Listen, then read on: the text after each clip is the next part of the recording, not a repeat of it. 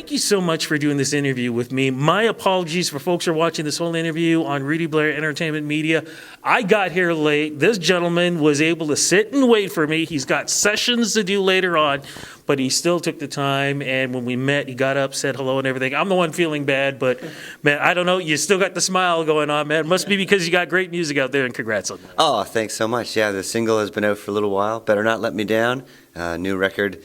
What Goes Around came out September 27th, and I couldn't be more proud. You know, I want to jump right into that because you had a lot of people working with you on this, and you songwrite with some very interesting people that I think a lot of fans, those people have performed here in Toronto many, many times. Yeah, probably my favorite of my collaborations on this album in particular is Mr. Sean Verreau from Wide Mouth Mason.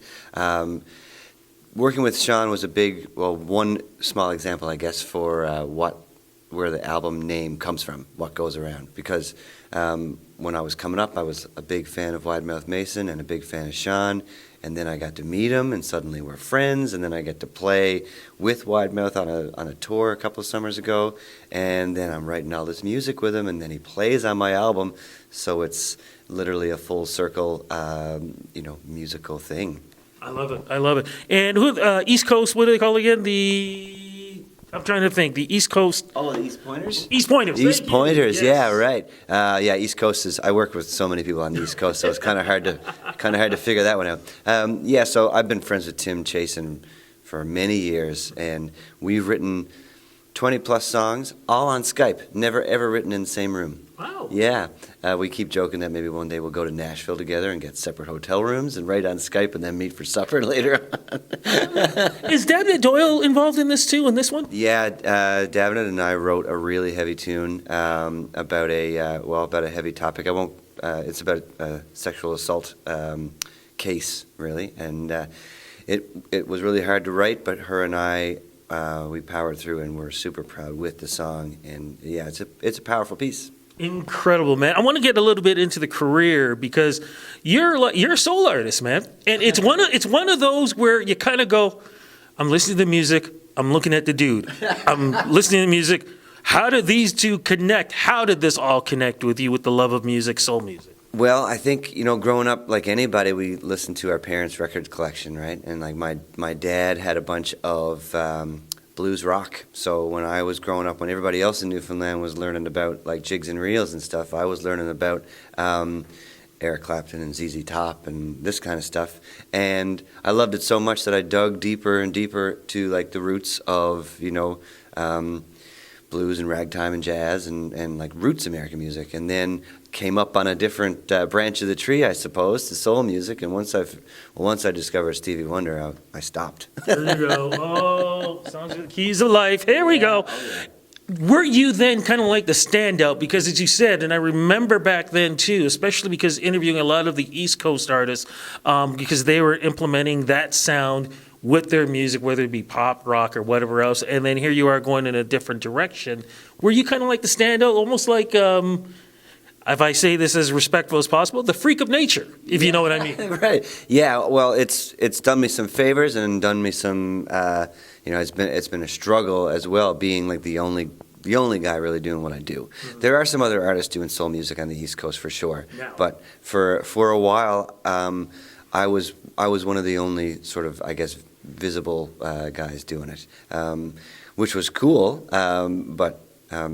It was kind of lonely at the, sometimes, but I love it. I mean, I love being able to say, if you want, or I love it when people say, if you want this kind of sound, Chris Kirby's your guy. When it comes to writing songs, though, what kind of stories do you like to write about? I'll write about any kind of story, and coming from Newfoundland, you can't not be a storyteller in a song, as a songwriter. You can't. We're all, like it or not, we're all chasing Ron Hines. He's the king, and we're all trying to measure up. But the thing is, even with that area, everywhere you walk, everywhere you look, there's history. Yeah. Swinging right in front of you. So do you get inspired by that also? Yeah, absolutely. I mean, any interesting story that I hear somebody kind of saying in passing, or I learn about something, where I'm living or where I'm visiting, if I can incorporate into a song, surely will. And sometimes it's hard because you got to bring people into a story that maybe they're not familiar with, and then you get the song needs to be 8 minutes sometimes. Old school loved 8 minutes, so don't even worry about that, man. You know that for a fact. It's only been a couple of years where you've actually done this now as a full-time gig. You were doing some other things before too, right? Yeah, I'm a software engineer, and for about 10 years, I would say I had 2 full-time jobs at once. I mean, I was very busy with music, even when I was working for a company as a software engineer. And then I wrote a song with Matt Anderson. It became the title track of his 2016 record, Honest Man. And then he asked me to join his tour in his band. So I did, and the only way I could make that year of touring work was if I quit my job. So I did, and these days I still do software engineering, but it's my own time.